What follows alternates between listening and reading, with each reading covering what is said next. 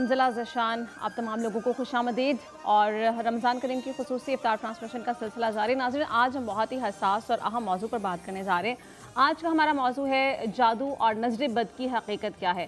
ہمارے دین اسلام نے دونوں کی حقیقت کو ہی تسلیم کیا ہے. قرآن و حدیث کا اگر مطالعہ کریں تو وہاں پر بھی اس حوالے سے رہنمائی فرمائی گئی ہے اور بتایا گیا ہے کہ کس طرح اذکار کے ذریعے ہم اس سے بچ سکتے ہیں. خاص دعائیں بتائی گئی ہیں. آج ہم کوشش کریں گے کہ علماء سے رہنمائی لے سکیں کیا واقعی کسی کی نظر ہمیں نقصان پہنچا سکتی ہے اور کیا واقعی جادو کے اثرات اس حد تک ہو سکتے ہیں کہ میاں بیوی میں بھی جدائی ڈلوا دیتے ہیں. تو ہم اس پر بات کریں گے. نبی کریم صلی اللہ علیہ وآلہ وسلم نے اس حوالے سے ارشاد فرمایا, صحیح مسلم میں اس کا حوالہ ملتا ہے کہ کوئی چیز اگر تقدیر پر سبقت لے کر جا سکتی ہوتی تو وہ نظر ہوتی. تو ہم بات کریں گے کہ نظر بد کے حوالے سے ہمارے دین نے کیا رہنمائی فرمائی ہے اور کس طرح سے ہم بچ سکتے ہیں. ہمارے ساتھ آج پینل کا حصہ ہوں گے مذہبی اسکالر ہیں حافظ محمد عثمان صاحب. حافظ صاحب السلام علیکم, ویلکم. اور ہمیں آج جوائن کر رہے ہیں چیف میڈیکل آفیسر شوکت خانم میموریل ہاسپٹل ڈاکٹر عاصم یوسف صاحب. ڈاکٹر صاحب السلام علیکم, شکریہ تشریف آوری کا. شوکت خانم ہاسپٹل ہم سبھی جانتے ہیں کہ پاکستان کا سب سے بڑا کینسر ہاسپٹل ہے اور جو سہولیات یہاں پر دی جا رہی ہیں وہ پاکستان میں کہیں پر بھی نہیں دی جا رہی ہیں اور بہت ہی اچھا کام یہاں پر کیا جا رہا ہے. اس طرف بھی آئیں گے. ہمارے ساتھ نعت خواں آج موجود ہوں گے نبیل قادری صاحب. نبیل صاحب السلام علیکم, شکریہ تشریف آوری کا. آپ کی جانب بھی آئیں گے, کلام آپ سے سنیں گے, لیکن سب سے پہلے کچن دیکھ لیتے ہیں ایک دفعہ کہ مہوش کن تیاریوں میں مصروف ہیں. السلام علیکم مہوش. وعلیکم السلام, کیسی ہیں آپ؟ بالکل ٹھیک. مہوش کیا بن رہا ہے آج افطار میں؟ آج افطار میں بڑی مزے کی ریسیپیز ہیں جو کہ فرائی ہم کریں گے. اور آج ہم بنا رہے ہیں سپرنگ رول ہیں, پائن ایپل ڈیزرٹ ہے, کولڈ کافی ہے, اور اسی کے ساتھ ساتھ ہم سبروسو کی جو چکن کچوری ہے اس کو بھی فرائی کریں گے. اور اس سے بھی پہلے میں آپ کو بتاتی چلوں کہ میں نے لائف بوائے سے ہینڈ واش ضرور کرنے ہیں, کیونکہ ہر جو ہاتھ ہیں, جو کھلانے والے ہاتھ ہوتے ہیں, ان کو بیماریوں سے محفوظ رکھنا چاہیے. ہم صحت یاب ہوں گے تو پھر ہم اپنی فیملی کو اچھا کھانا بھی کھلا سکیں گے اور بیماریوں سے بھی بچا سکیں گے. بالکل. اور کیونکہ یہ عادت ریگولر اپنانی چاہیے تاکہ فیملی میں, گھر میں بچے بڑے سب جب کچن میں انٹر ہوں تو لازم ہینڈ واش کریں تاکہ خود کو بھی بیماریوں سے محفوظ رکھ سکیں اور دوسروں کو بھی. بچے بھی پھر اس اچھی عادت کو اپنا سکتے ہیں. بالکل ایسے ہی ہے. اور آج میں جو سب سے پہلے فرائی کروں گی وہ ہے ڈالڈا کوکنگ آئل کے اندر, جو کہ جس کو کہتے ہیں جہاں مامتا وہاں ڈالڈا, اور 80 سال کا ماؤں کا اعتماد ہے ڈالڈا کوکنگ آئل کے اوپر, کیونکہ یہ کوالٹی پہ کوئی کمپرومائز نہیں کرتا. اور ہم اس کو ایڈ کریں گے اپنے پین میں اور اس میں ہم فرائی کریں گے سبروسو کی کچوریاں, کیونکہ آپ کو پتہ ہے کہ سبروسو ایک ایسا برانڈ ہے جس کے اندر آپ کو افطار کی بہت زیادہ ہیوج ورائٹیز ملتی ہیں, جس میں کچوریاں ہیں, پکوڑے ہیں, سموسے ہیں اور ڈفرینٹ چیزیں ہیں. یعنی کہ اگر آپ نے گھر میں خود سے کچھ پریپیئر نہیں بھی کیا تو جسٹ آپ نے پیکٹ نکالا اور آپ نے اس کو جھٹ پٹ سے افطار سے کوئی 10-15 منٹ پہلے آپ نے فرائی کر لیا. بالکل کوالٹی پہ کوئی کمپرومائز نہیں, فریش ٹیسٹ ہے. اور اتنی کرسپی کچوریاں کہ میں یہ کہوں گی کہ شاید اگر میں خود سے بنانا بھی چاہوں نا تو وہ اتنی کرسپی وہ کچوری نہیں بنے گی جتنی کرسپی ان کی کچوری ہے. ٹھیک ہے. آپ اس کو فرائی بھی کر سکتے ہیں, آپ اس کو بیک بھی کر سکتے ہیں, اس کو اوون بھی کر سکتے ہیں, اس کو ایئر فرائی بھی کر سکتے ہیں. آپ ان کی جتنی بھی پروڈکٹس ہیں جیسے سموسے ہیں, ان سب کو آپ ایئر فرائی بھی کر سکتے ہیں. آپشنز ہیں جو آپ کے ٹیسٹ کے مطابق. بالکل ایسے ہی ہے. اس میں کیا بن رہا ہے جناب؟ اس کے اندر سپرنگ رول کا چکن ہے جو کہ ہم نے سبروسو کا بون لیس چکن لیا ہے. اس کے اندر میں نے سویا سوس اور کالی مرچ ہے اور نمک ہے اور چکن پاؤڈر ہے. یہ ڈال کے میں نے جو چکن ہے اس کو سٹرپ کٹنگ میں کٹ کر کے میں نے بوائل ہونے کے لیے رکھ دیا. تقریباً میں نے اس میں زیادہ پانی ایڈ کرنے کی ضرورت نہیں پڑتی کیونکہ چکن کا خود کا پانی ہوتا ہے. آپ نے اس کو اس میں کوک کرنا ہے. اسی کے ساتھ ساتھ ہم نے جو اسپرنگ رول کی جو پٹیاں ہیں وہ بھی الگ کر لی ہوئی ہیں, اور ہم اس کے اندر ایڈ کریں گے اسپرنگ انین ہے, اس میں کیبج ہے, اس میں شملہ مرچ ہے, اس میں گاجر ہے. اس کو بھی ہم نے جولین کٹنگ میں کٹ کر لینا ہے. ہماری جو چکن ہے یہ بھی جولین کٹنگ میں کٹ ہے, اور اسی کے ساتھ اس کو مکس کریں گے اور ہم اپنی جو پٹیوں میں فل کریں گے اور اسپرنگ رول فرائی کریں گے ڈالڈا کوکنگ آئل کے اندر. میں ابھی آپ نے اس کا بیٹر بھی ریڈی کرنا ہے, پراپر آپ تیاریاں کنٹینیو کریں. ناظرین ہم موضوع پر جانے سے پہلے آپ کی ملاقات کرواتے ہیں ڈاکٹر عاصم یوسف صاحب ہمارے ساتھ آج ٹرانسمیشن کا حصہ ہے. شوکت خانم جو ہاسپٹل ہے یہ کام کس طرح سے کرے, اس حوالے سے ان سے بات کرنی ہے. ہم سب جانتے ہیں کہ پاکستان میں صحت کے حوالے سے بہت ہی زیادہ سہولیات کا فقدان رہتا ہے, اور اسپیشلی جو اس طرح کے مرض ہیں, اس طرح کے امراض میں مبتلا لوگ ہیں, ان کو اپنے علاج میں بہت سارے مسائل کا سامنا رہتا ہے. علاج اس قدر مہنگا ہے کہ ہر شخص افورڈ نہیں کر سکتا, پھر اس کی تشخیص میں بھی اتنا خرچہ آ جاتا ہے کہ وہ ایک عام شخص کے لیے آسان نہیں ہوتا کہ وہ مینیج کر سکے. تو ڈاکٹر صاحب सबसे पहले तो आपसे मैं ये जानना चाहूँगी कि शौकत खानम मेमोरियल हॉस्पिटल जो है इसका आगाज़ कब से हुआ और अभी कितने पेशेंट्स इस हॉस्पिटल से मुस्तफ़ीद हो चुके हैं, किस तरह ये काम कर रहे हैं? शुक्रिया जी। सो शौकत खानम कैंसर हॉस्पिटल लाहौर जो है वो 29 दिसंबर 1994 को खुला था। उसको 30 साल हो गए हैं फंक्शन करते हुए। हमारा दूसरा हस्पताल पेशावर में है जो जिसमें तमाम वही सहूलियात हैं जो लाहौर में हैं। वो दिसंबर 2015 में खुला था, तो वो उसको अब 9 साल हो गए हैं।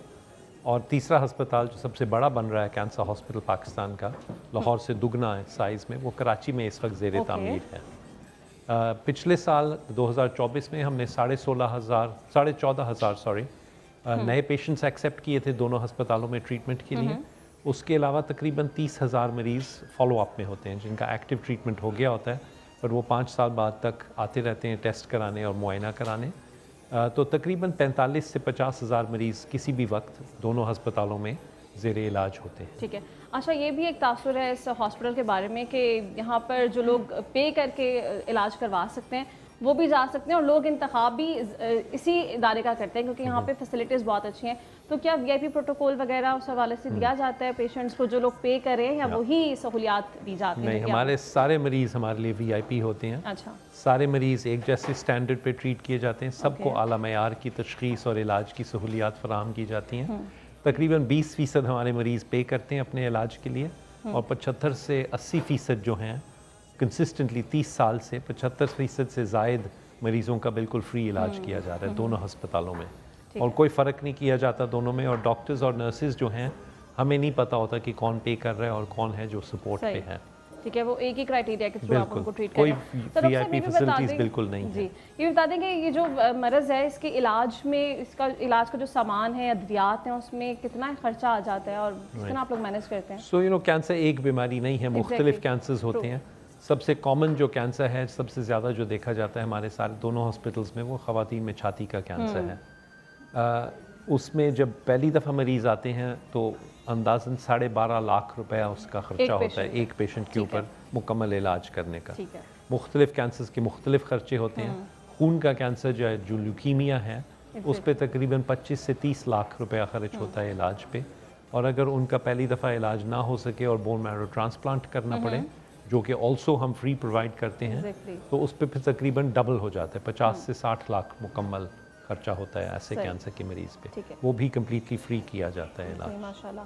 और फंडिंग के हवाले से क्या है, जो मुखिर हजरात फंड करना चाहे, इस कार्य खैर का हिस्सा बनना चाहे, वो कैसे कांटेक्ट कर सकते हैं? सो हमारा बजट का बहुत बड़ा हिस्सा ज़कात से आता है हर साल। अब रमज़ान का महीना है तो हम आपके व्यूअर्स को भी रिक्वेस्ट करते हैं कि वो ये जो देख रहे हैं इस प्रोग्राम को, वो दिल खोल के अपना हमें ज़कात और अतियात दें ताकि ये सिलसिला चलता रहे लाहौर और पेशावर में और कराची में भी इंशाल्लाह। सो आप ज़कात दे सकते हैं। नॉन ज़कात जो बाकी डोनेशंस होती हैं, सदका वगैरह, वो सारा साल हम कलेक्ट करते हैं। इसके अलावा हमारा अपना जो रेवेन्यू है, जो हमारे मरीज़ ख़ुद पे करते हैं 20%, और हमारा लेबॉरेटरी कलेक्शन सेंटर्स का नेटवर्क है मुल्क भर में, जहां आप दुरुस्त और बर वक्त टेस्ट करवा सकते हैं और उससे जो मुनाफा आता है वो भी वापस आता है हस्पताल में और उससे मुस्तहिक मरीज़ों का फ्री इलाज होता है।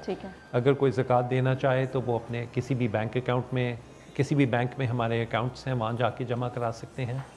अगर वो अपने घर से देना चाहें तो 0800 11 555 पे टेलीफ़ोन करें तो हमारे नुमाइंदे आके आपसे लेंगे और रसीद उसी वक्त आपको देंगे। बैंकिंग ऐप से या मोबाइल से आप डोनेट कर सकते हैं, अपने क्रेडिट कार्ड या डेबिट कार्ड से दे सकते हैं। 770 पे अगर आप SMS भेजें तो 20 रुपये हमें शौकत खानम को डोनेट कर सकते हैं। इसी तरह तो वो रोज़ाना कर सकते हैं, जब भी आप चाहें कर सकते हैं। तमाम जो मोड्स हैं डोनेशन के वो हमारी वेबसाइट पे हैं www.shaukatkhanam.org.pk। और इस साल का हमारा बजट 38 अरब रुपए है, ताकि लाहौर और पेशावर में काम चलता रहे और कराची का जो तामीरी काम है वो भी जारी रहे। इसमें से हमारा टारगेट है कि 11 अरब रुपए ज़कात से आएगा, 11 ही अरब रुपए जो क्लिनिकल इनकम है वहाँ से आएगी, और 13 अरब रुपए जो नॉन ज़कात डोनेशन हैं ज़कात के अलावा वो हैं। ये डॉक्टर साहब माशाल्लाह इतनी बड़ी ऑर्गेनाइजेशन है ये, और नॉन प्रॉफिटेबल ऑर्गेनाइजेशन है ऑब्वियसली, तो यहाँ पे स्टाफ भी आपके पास बहुत बड़ी तादाद में है, उनकी सैलरीज, फिर उसके अलावा ऑर्गेनाइजेशन की मेंटेनेंस का इतना खर्चा होता है, वो सारे एक्सपेंसेस जो हैं वो ऑर्गेनाइजेशन खुद बेयर करती है कि वो भी फिर फंड्स में से? ये सारा कुछ इसी बजट में से आता है, और जो सबसे बड़े चैलेंजेस आपने खुद ही पॉइंट आउट किया कि स्टाफ एक बहुत बड़ा चैलेंज होता है, हाईली क्वालिफाइड स्टाफ है, उनको हायर करना और उनको रिटेन करना एक बहुत बड़ा चैलेंज होता है। फिर कैंसर की दवाइयाँ बहुत महंगी होती हैं, जो इलाज इटसेल्फ है वो बहुत महंगा है, और तीसरा जो इक्विपमेंट है, जो मशीनरी है, सीटी स्कैनर, पेट स्कैनर, रेडिएशन की मशीनें, तमाम कटिंग एज लेटेस्ट हम इक्विपमेंट रखते हैं हमेशा, ताकि हम आला मयार की ट्रीटमेंट प्रोवाइड कर सकें। ठीक है, तो वो भी बहुत महंगी है। सही। अच्छा, पाकिस्तान, अगर इस मुल्क की बात करें तो पाकिस्तान में मैन्युफैक्चरिंग के हवाले से कोई मसाइल का सामना तो नहीं होता है? इक्विपमेंट्स में या कोई फैसिलिटीज़ आपने देनी हो तो प्रॉब्लम्स रहती हैं? तकरीबन सारी इक्विपमेंट जो है और ज़्यादातर दवाइयाँ जो हैं वो इम्पोर्टेड होती हैं, और इसीलिए वो इतनी महंगी होती है, क्योंकि ऑब्वियसली वो डॉलर में पे करना पड़ता है, और रुपये का कन्वर्शन रेट जो आपको पता ही है सबके सामने है आजकल के क्या है, तो इसकी वजह से खर्चे बहुत बढ़ गए हैं पहले से। इन्फ्लेशन हर साल कीमतें बढ़ती जा रही है, लेकिन अल्हम्दुलिल्लाह हमें कभी भी पैसों की कमी नहीं हुई। हर साल हमारे डोनर्स ने पिछले साल से ज़्यादा ज़कात और अतियात हमें दी हैं। 30 साल से ये रिकॉर्ड है, और इसी की वजह से 30 साल से हमने हर साल पिछले साल से ज़्यादा मुस्तहक मरीज़ों का कम्प्लीटली फ्री इलाज किया। माशाल्लाह माशाल्लाह। तो डॉक्टर साहब ये भी बता दें कि अभी आपने पॉइंट आउट किया कि ख़वातीन ज़्यादा इस मरज़ का शिकार हो रही हैं, उनकी आगाही बहुत ज़रूरी है। डायग्नोज करना बहुत मुश्किल हो जाता है पेशेंट्स के लिए, पता ही नहीं होता पेशेंट्स को। मोस्टली ये होता है केसेस में कि लास्ट स्टेज पर जाके पता चल रहा होता है कि हम इस मरज़ में मुब्तला है। तो आगाही के हवाले से कोई अवेयरनेस कैंप्स वगैरह भी चलाए जा रहे हैं? कुछ इस पर भी काम हो रहा है? सारा साल हम अवेयरनेस का काम करते हैं, और इनफैक्ट 30 साल पहले जब हमने शुरू किया था तो हमने ही ये सिलसिला शुरू किया था कैंसर अवेयरनेस का। तो अब सारा साल हर साल अक्टूबर में ब्रेस्ट कैंसर अवेयरनेस का महीना मनाया जाता है पाकिस्तान में। उसके अलावा जो टोबैको और तंबाकू, पान, गुटखा, छालिया वगैरह के से वजह से कैंसर्स होते हैं, उनके ख़िलाफ़ भी हम अवेयरनेस कैंपेन्स चलाते हैं। बहुत ज़रूरी है, अगर हम ख़वातीन की ब्रेस्ट कैंसर की ख़ास तौर पे बात करें, कि 18 साल की उम्र के बाद तमाम ख़वातीन हर महीने अपनी छाती का खुद मुआयना करें अपने हाथ से। अगर कोई गिल्टी महसूस हो तो डरें मत, शर्माएं मत, फ़ौरन उसको चेक करवाएं। ज़्यादातर केसेस में वो कैंसर नहीं होता, लेकिन अगर है तो फिर जल्द अज जल्द तशख़ीस हो सके ताकि उसका मुकम्मल इलाज हो सके। पाकिस्तान में ज़्यादातर जो ख़वातीन ब्रेस्ट कैंसर के साथ आती हैं वो स्टेज 3 में आती हैं, जबकि सिर्फ 40% मुकम्मल इलाज मुमकिन होता है। सही। और अगर आप अर्ली स्टेज में आ जाएं, जब पहली दफ़ा गिल्टी महसूस हो, तो 95% से ज़्यादा क्योर रेट है, मुकम्मल इलाज हो सकता है। ठीक है। अच्छा डॉक्टर साहब, सक्सेस रेट भी बता दें कि अब तक जितनी सर्जरीज आप लोगों ने की हैं, कितने पेशेंट्स जो हैं वो मुकम्मल तौर पर सेहतयाब हुए हैं इस इदारे से? हमने तमाम जो कॉमन कैंसर्स हैं उनका अपना सर्वाइवल रेट पब्लिश भी किया हुआ है, हमारी वेबसाइट पे भी अवेलेबल है। तमाम फिगर्स मुझे वैसे तो नहीं याद, लेकिन मैं ये बता सकता हूँ कि स्टेज बाय स्टेज हमारे एग्जैक्टली वही सर्वाइवल रेट्स हैं जो वेस्ट में हैं। फ़र्क सिर्फ ये है कि हमारे यहाँ ज़्यादा एडवांस स्टेज में आते हैं। तो अगर 100 मरीज़ आते हैं और 80 उनमें से स्टेज 3 में आते हैं, तो उनका तो 40% ही सर्वाइवल रेट होता है। बिल्कुल। हमारे यहाँ बहुत कम अर्ली स्टेज में आते हैं, लेकिन अर्ली स्टेज का भी हमारा सर्वाइवल रेट वही है जो वेस्ट में है, और लेट स्टेज का भी वही है जो वेस्ट में है। ठीक है। मज़ीद भी इस पे आपसे बात करेंगे कि जो लोग अभी देख रहे हैं वो कांटेक्ट करना चाहें, कोई फंड्स आपको देना चाहें या इलाज के हवाले से बात करना चाहें, तो वो कैसे कांटेक्ट कर सकते हैं। अभी हमें ब्रेक पे भी जाना है, लेकिन ब्रेक पे जाने से पहले मुख्तसर इस मौजू पर हाफिज़ साहब अगर गुफ्तगू का आगाज़ कर लें, नज़र बद और जादू की हकीकत दीन ने क्या बताई है, ज़रा एक्सप्लेन कर दें। बिस्मिल्लाहिर्रहमानिर्रहीम, रब्बि इश्रह ली सदरी व यस्सिर ली अमरी वहलुल उक़दतम मिन लिसानी यफ़क़हू क़ौली, रब्बि ज़िदनी इल्मन, रब्बि ज़िदनी इल्मन, रब्बि ज़िदनी इल्मा। जादू की जो हैसियत है लग़वी एतबार से ये 4 चीज़ों पे इतलाक़ होता है इसका। कैफियत से कैफियत, यानी आप ये देखिए कि मस्बत इंसान को मनफी कर दिया जाता है, बाप को बेटे से लड़वा दिया जाए, किसी को भाई से लड़वा दिया जाए, तो ये एक कैफियत दूसरी कैफियत में तब्दील हो जाए। दूसरी चीज़ है माहियत और हकीकत को दूसरी माहियत और हकीकत में तब्दील कर देना। जैसे आप देखती हैं कि इंसान को गधा बना दिया, बंदर बना दिया, लेकिन वो ट्रिक्स होती हैं। इसके ऊपर हम आगे चल के बात करेंगे कि वो एक नज़र का धोखा जिस तरीके से आप देखते हैं।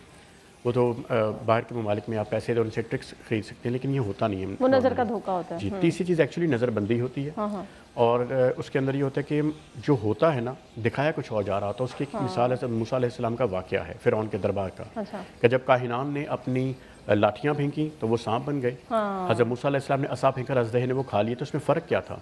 جو کاہنان نے کام کیا وہ جادو تھا، اور اس کے مقابل جب موسیٰ علیہ السلام نبی جو ہوتا ہے اس کا معجزہ ہوتا ہے. اور جو آخری چیز ہوتی ہے وہ شرعی اعتبار سے سب سے زیادہ ضروری ہوتی ہے کہ وہ شیطان کے ساتھ جو تقرب کر کے نا شیطان کے ساتھ غلط عملیات میں جا کر لوگوں کو انٹینشنلی نقصان پہنچانا. ہاں یہ اس پہ ہم ڈیٹیل بات کریں گے، لیکن یہ شرعی حیثیت ہے، شریعت کے اندر یہ ہے، اس کے اوپر ہم ڈیٹیل میں بات کریں گے. تو لغوی اعتبار سے 4 اور ایکچولی شرعی اعتبار سے یہ ہے کہ جس میں ہم نے دوسرے کچھ لوگ جو انکاری ہے کہ جادو نہیں ہوتا یا شاید نظر بد کی کوئی حقیقت نہیں، ایسا نہیں ہے. ہمارے دین نے بتایا ہے اور اس سے بچاؤ کے طریقے بھی بتائے گئے ہیں. بریک سے واپس آئیں گے تو اس پہ مزید کنٹینیو کرتے ہیں. ناظرین اسٹے ود اس.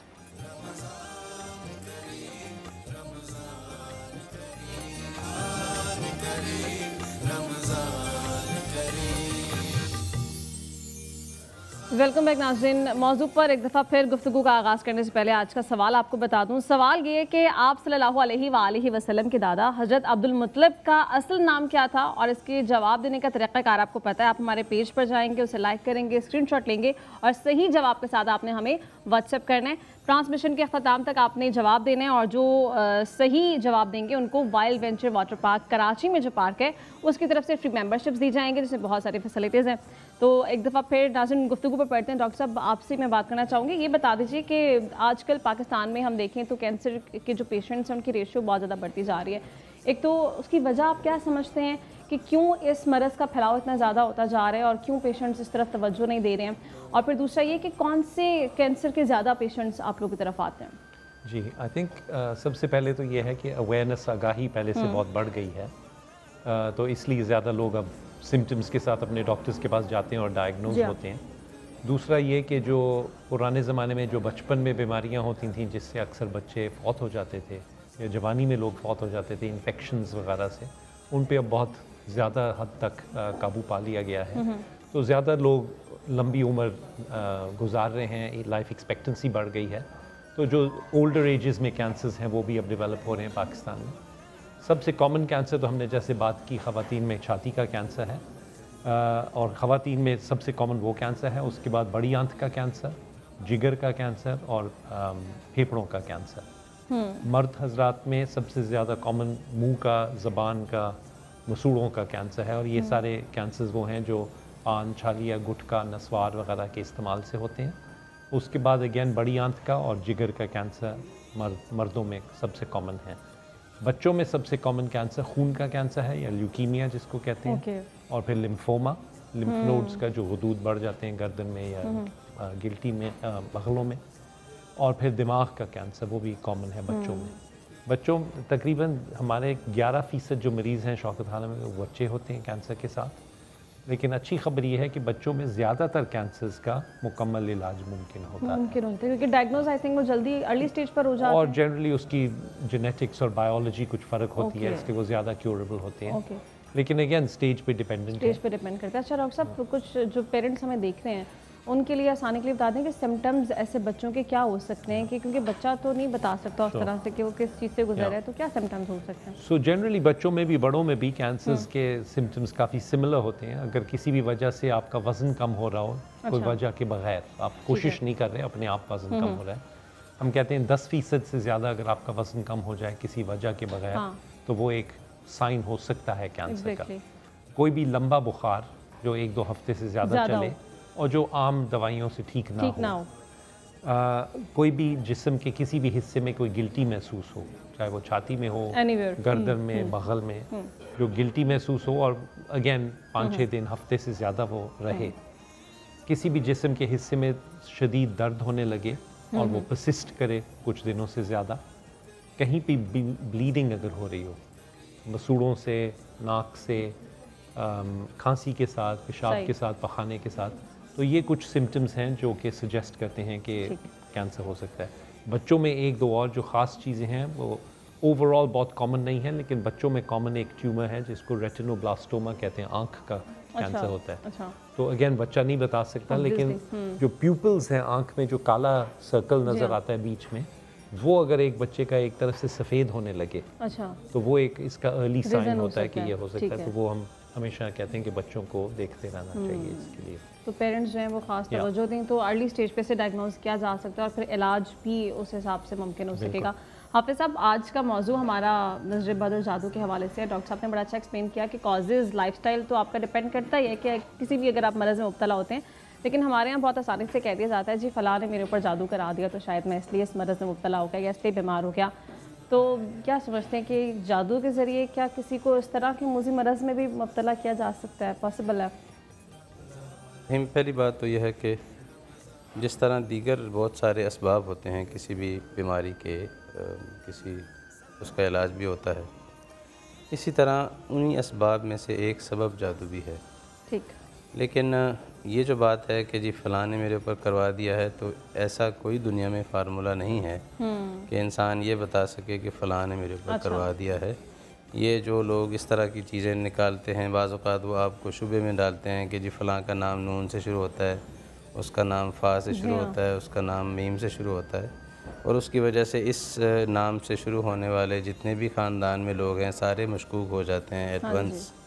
तो ये बात सिर्फ लड़ाई या झगड़े और फसाद को बढ़ाने के अलावा और कुछ नहीं कर सकती। दूसरी बात यह है कि जादू बीमारी भी कर सकता है, जादू बाज़ औक़ात इंसान के लिए मौत का सबब भी बन सकता है।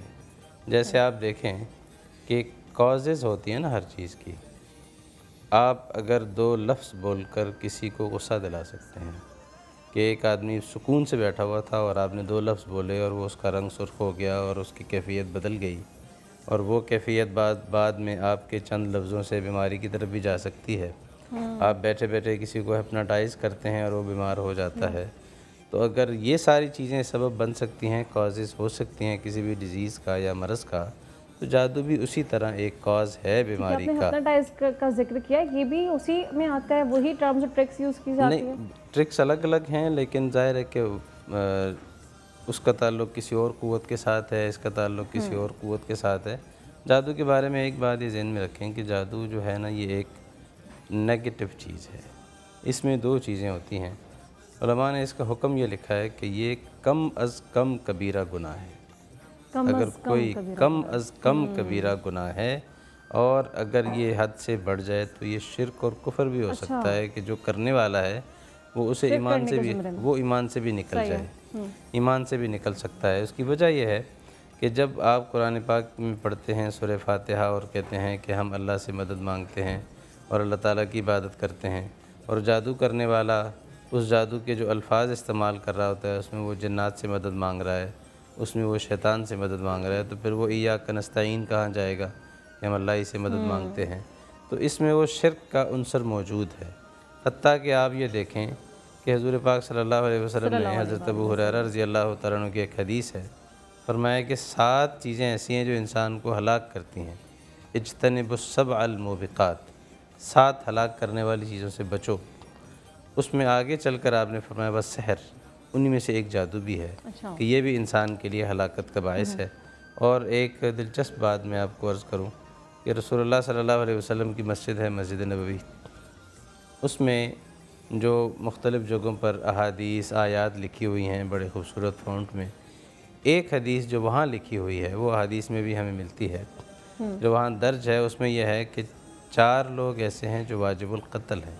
अच्छा। अगर वो सोसाइटी में पाए जाएं सही। तो हुकूमत की, स्टेट की ड्यूटी है कि इनको फंक्शन ना करने दे और उनको एलिमिनेट करे। और यहाँ तो ये हालत है कि वो लोग जो हुक्मरान तबका है आपका, वो ख़ुद उनके पास गया होता है अपना मुस्तक़बिल मालूम करने के लिए और अपने बारे में पूछ रहा होता है कि आप ज़रा मेरा हाथ देकर बताएं कि मेरा फ्यूचर कैसा होगा। सही। तो जबकि हुज़ूर पाक सल्लल्लाहु अलैहि वसल्लम ये फरमा रहे हैं कि इनमें से एक आदमी जो वाजिबुल क़त्ल है, वो तो जो कातिल है वो तो समझ में आ गया, वो जो बाकी 3 लोग अपनी जगह पर हैं, लेकिन चौथा बंदा जिसको जिक्र किया है वो साहिर है, जादूगर है। क्यों? इसलिए कि ये सोसाइटी में फ़साद फैला रहा है, इसने इंतशार फैलाया है और इस इंतशार की वजह से लोगों के आपस में झगड़े बढ़ रहे हैं, ख़ानदानी मसाइल पैदा हो रहे हैं और मियाँ बीवी के दरमियान जुदाइयाँ पैदा हो रही हैं, सेहतमंद लोग बीमार हो रहे हैं। और इन बीमारियों का जो कॉज है, जो फ़साद की जड़ है, वो ये आदमी है जिसने जादू किया है। صحیح. تو اس کو تو معاشرے سے ختم کرنا ضروری ہے، بہت ضروری ہے. جبکہ یہاں یہ حالت ہے کہ لوگوں نے اس کو بزنس بنایا ہوا ہے، کاروبار ہے. ایک زمانے میں ایک جادوگر یہاں ایسا بھی تھا کہ جو یہ کہتا تھا کہ میں گورنر کو اتار سکتا ہوں، وزیر اعظم کو فلاں کر سکتا ہوں، میں یہ ساری چیزیں کر سکتا ہوں. لیکن اور پھر بھی لوگ بجائے ان کے خلاف ایکشن لینے کے، ایڈمنسٹریشن ایکٹیو ہونے کے بجائے ان کے خلاف انہی کو سپورٹ کر رہی ہوتی تھی، ان کے ساتھ دے رہی ہوتی تھی. رسپانسبل ہے اور اسٹیٹ کی کتنی ذمہ داری ہوتی ہے کہ اس طرح کے جو منفی عناصر ہیں معاشرے سے اس کا خاتمہ کتنا ضروری ہے. حافظ صاحب اس پہ بات کریں گے لیکن بریک پہ سے واپس آئیں گے. ابھی بریک پہ جانے سے پہلے ایک دفعہ مہوش سے بات کر لیتے ہیں کہ مہوش کی تیاریاں کہاں تک پہنچی ہیں. مہوش کتنا کام ہو چکا ہے، کتنا باقی ہے ابھی؟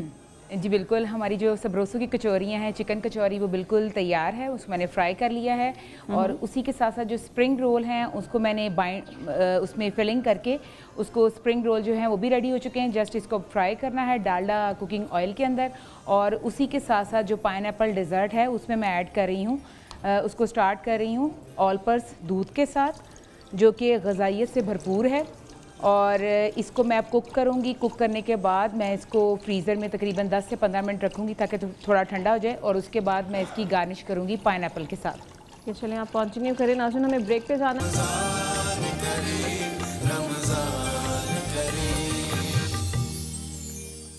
ویلکم بیک ناظرین. گفتگو کا سلسلہ آگے بڑھاتے ہیں. حافظ صاحب آپ کو شامل گفتگو کر لیں. اس پہ ایک رہنمائی کیجیے گا کہ ہوتا ہی ہے کہ ہمیں یہ بتایا گیا کہ جو بھی شخص جادو کرتا ہے وہ ایمان سے خارج ہو جاتا ہے. تو سب سے پہلے تو یہ کانسیپٹ کہ اگر آپ کسی اور سے مدد لینے جا رہے ہیں، اٹ مینس کہ آپ نے اللہ تعالیٰ کی پاور کے اوپر کسی اور کو فوقیت دے دی ہے.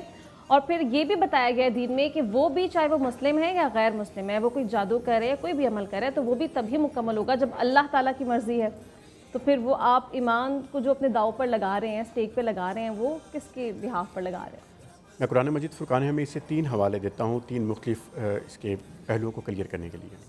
اللہ پاک قرآن مجید میں فرماتا ہے جس کا مفہوم ہے کہ یہ لوگ اب اس کے ذریعے کوئی نقصان نہیں پہنچا سکتے کسی ایک شخص کو مگر اللہ کے اذن کے ساتھ. اس کا مطلب یہ ہوا کہ لوح محفوظ پر اللہ پاک نے اگر کسی ایک شخص کے لیے کوئی آزمائش لکھ رکھی ہے کہ اس کی زندگی میں یہ ہوگی، دین کہتا ہے آزمائش، اسی دوران اگر کسی نے کوئی اس کے اوپر جادو ٹونا کو نظر بد کیسے کو پہلو کیا اور وہ موافقت ہو گئی تو اس کو لگتا ہے کہ یہ میری سکسیس سٹوری بن گئی اور وہ کہتے ہیں یہ جادو سے ایسا ہوا. ہوتا اللہ کی اذن سے ہی ہے، لیکن جادو دنیاوی طور پہ آپ کہہ سکتے ہیں لیکن اللہ کی نظر میں وہ آزمائش ہوتی ہے. ایک پہلو اس کا یہ وہ ویسے بھی ختم ہونی تھی obviously، اس کے اوپر وہ آزمائش آنی ہی تھی اور آ کے ختم بھی ہونی تھی. ہاں اس کی نوعیت مختلف ہو سکتی ہے، اس کی شکل مختلف ہو سکتی ہے، لیکن ایسا نہیں ہے کہ جادو کی حقیقت موجود نہیں، وہ موجود ہے. سورہ نون میں اللہ پاک ارشاد فرماتا ہے سرکار دو عالم صلی اللہ تعالیٰ علیہ وآلہ وسلم سے مخاطب ہوتے ہوئے، جس کا مفہوم ہے کہ وہ چاہتے ہیں کہ اپنی نگاہوں کے ذریعے اپنے قدموں کو، یعنی آپ کے قدموں کو ڈگمگا دیں. یہ واقعہ کیا ہے اس کو ذرا انڈرسٹینڈ کیجئے. جو آپ بات کہتے ہیں نا ہپنوٹائز کرنے کی، ایک مخصوص طبقہ ایسا ہے کہ رات کے پہر میں وہ جاگتے ہیں، اجلے ہوئے کپڑے پہنتے ہیں اور اس کے بعد جائے نماز پہ بیٹھ جاتے ہیں اور ایک دائرہ لگا کر اس کے اندر ایک نقطہ لگاتے ہیں اور اس کو مسلسل دیکھتے رہتے ہیں. اپنی نگاہ کی اس کے اوپر نقطے کے اوپر مرکوز رکھتے ہیں اور اس کے بعد وہ کسی شخص کی آنکھوں میں جب آنکھیں ڈال کر اس کو مسلسل دیکھتے ہیں تو مرعوب کر لیتے ہیں. تو وہ کیا کہتے ہیں، کوشش کرتے ہیں کہ اس کے خیالات کو ڈگمگانے کی. یہ اس کانسیپٹ کو آگے لے کے چلنے کی بات ہے. اور تیسری چیز سورہ فلق میں جب اللہ پاک کہتا ہے کہ وَمِن شَرِّ حاسد اذا حسد، کہ جب حسد کرنے والا حسد کرے، تو بتانے کا مقصد یہ ہے کہ قرآن مجید فرقان حمید کی دلائل بہت واضح ہیں. اللہ نے انسان کو اتنی پاور نہیں دی ہے. غیب کا علم صرف اللہ پاک اور رسول اللہ صلی اللہ تعالیٰ علیہ وآلہ وسلم کے پاس ہے. جیسے کہ ابھی حافظ صاحب نے فرمایا تھا کہ کسی کے پاس یہ علم نہیں ہے کہ میں یہ کر دوں گا. کرتے کیا ہیں وہ صرف سائیکولوجیکلی ایک ایفیکٹ ہوتا ہے کہ جی آپ کے ددیال میں سے ایک بندہ یا ایک بندی جس کا قد چھوٹا ہے، اس کا نام اس سے شروع ہوتا ہے، اس نے آپ کے اوپر جادو کیا ہے جبکہ اس کے پاس علم نہیں ہوتا. سرکار دو عالم صلی اللہ تعالیٰ علیہ وآلہ وسلم کے حدیث مبارکہ ہے کہ ابن عباس رضی اللہ تعالیٰ عنہ سے مروی ہے، آپ نے فرمایا اے ابن عباس، دنیا میں کوئی جتنا بھی نفع چاہے اس سے زیادہ نفع نہیں دے سکتا جو اللہ نے تمہارے لیے لکھ رکھا ہو، اور کوئی کتنا ہی نقصان چاہے وہ نقصان اتنا نہیں کر سکتا جتنا اللہ نے تمہارے نصیب میں لکھا ہو. تو یہ ہمارے ایمان کی بات ہے. اور جو آپ نے بھی سوال میں پوچھا کہ کیا لوگ جو ہے اس طرف چل پڑتے ہیں، جب ایک غیر اللہ کے پاس اب چلے گئے، کہتے ہیں آج کے دور میں ہم دیکھتے ہیں عاملین کی بہت زیادہ ایک دیواروں کے اوپر بھی ہم چوکنگ تک دیکھتے ہیں. وہ کیا ہوتا ہے کہ جی ایک ہندو ہے یا کسی سکھ مذہب کا یا دوسرے مذاہب کے لوگ ہیں، کوئی کرسچن ہے، اس کا عمل ہے، تو سب سے پہلے تو آپ نے اپنا یہ مان لیا نا کہ اللہ سے اوپر نعوذ باللہ کسی اور دین کے بندے سے میں رہنمائی لینے کے لیے جا رہا ہوں یا جا رہی ہوں تو آپ ایمان سے خارج ہو جاتے ہیں. ٹھیک ہے, کہ آپ ایکسپیکٹ کریں کہ اللہ کے علاوہ کوئی اور شخص یا کوئی بھی طاقت آپ کی مدد کر سکتی ہے. جب آپ نے اطلاع کو یقین کا درجہ دیا اور اس کے بعد عمل کرنے کی صورت میں چلے گئے تو اس کے بعد آپ نے نفی کر دی اپنے دین کی, تو اس کے بعد جو جادو کرتا ہے وہ تو ویسے ہی دین ایمان سے خارج ہے. اور جب آپ اپنے اس چیز کو مان لیتے ہیں اور تسلیم کر لیتے ہیں کہ یہ شخص میرا مسئلہ حل کر سکتا ہے یا کر سکتی ہے وہ خاتون جس کا تعلق اسلام سے نہیں ہے, جس کو اسلام خارج کر چکا, تو آپ اسلام میں کیسے رہ گئے؟ صحیح. ٹھیک ہے حافظ صاحب, آپ اس چیز پہ رہنمائی فرماتے ہیں کہ نظر بد اور جادو میں دونوں میں فرق کیا ہے؟ سم ٹائمز ہوتا یہ ہے کہ بچے کو فار ایگزامپل چھوٹی سی کوئی نظر اگر لگ جائے اور اچھی نظر بھی لگ جاتی ہے, جو لوگ خوش ہو کے بچوں کو دیکھیں ان کی نظر بھی لگ جاتی ہے, تو والدین یہ بھی آسانی سے کہتے ہیں کہ شاید جادو کروا دیا ہے, تو ڈفرینس کیا ہے؟